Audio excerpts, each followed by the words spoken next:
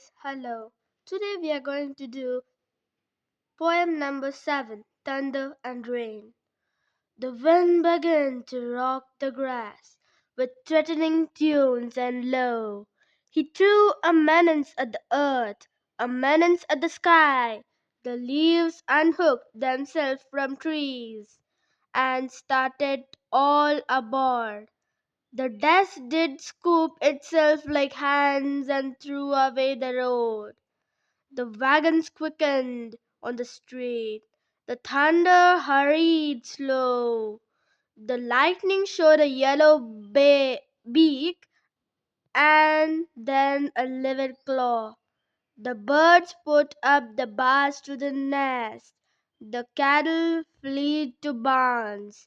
There came one drop of giant rain, and then, as if the hands that held the dams had parted hold, the waters vacant the sky, but overlooking my father's house, just quartering a tree.